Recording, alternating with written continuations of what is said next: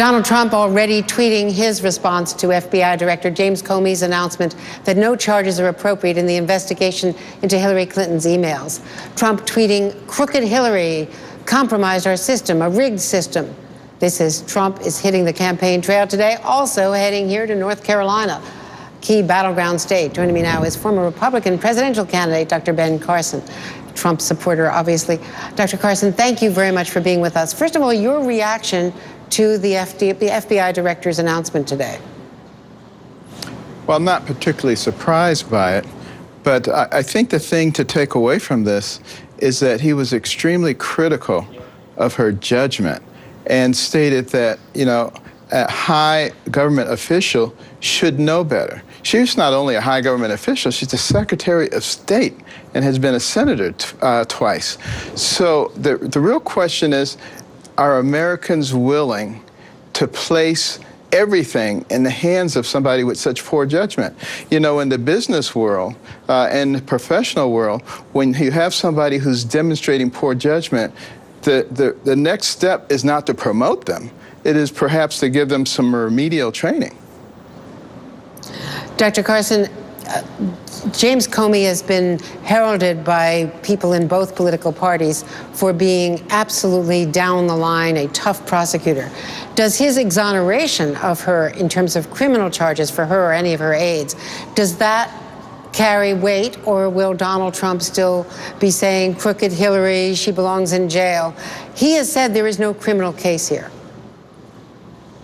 I don't disagree. I mean, whether there's criminality or not, I think is secondary to the issue of extraordinarily poor judgment. And this is not the first instance where that has occurred. It would be a different thing if this were an isolated incident.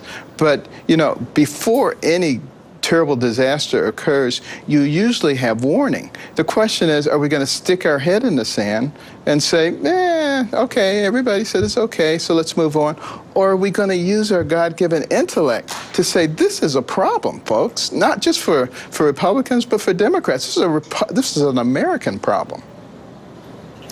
But would your advice to Donald Trump be to stop hammering away on "she belongs in jail, she belongs in prison, crooked Hillary"? Should he change his response now, his tweets, and his other campaign speeches? Do you think that he should move on and talk about her judgment and talk about the criticisms that the FBI director made?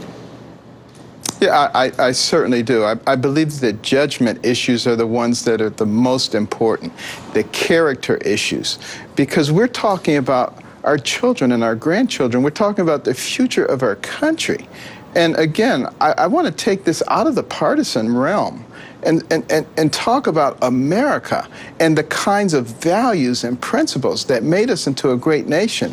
Are we willing to throw those away for partisan reasons, or are we going to come back to our senses at some point? Now, I also want to ask you about Donald Trump's search for a vice president, because time is growing short before the convention. We know that he met this weekend with Governor Mike Pence, with Senator Joni Ernst. He obviously knows Chris Christie and Newt Gingrich very well, both very close advisors. In that group, would you have any advice or anybody that you think meets the test of someone who could be an asset to him as a running mate?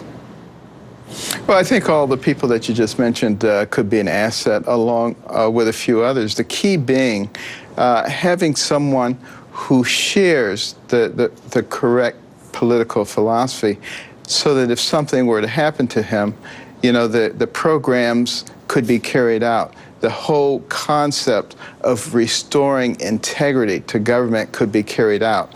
So you want to look at somebody whose life is consistent with that. And are you troubled at all by his Twitter practices, whether he or someone in his campaign tweeting out things, including the Star of David on a pile of money, a reference which was broadly viewed, certainly by the Anti-Defamation League, as anti-Semitic? It came from a white supremacist source. Should he be more careful about what he retweets or tweets?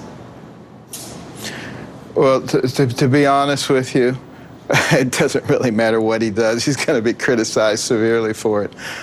So I'm not sure that you need to totally change the way that you're doing things because you're seeking less criticism.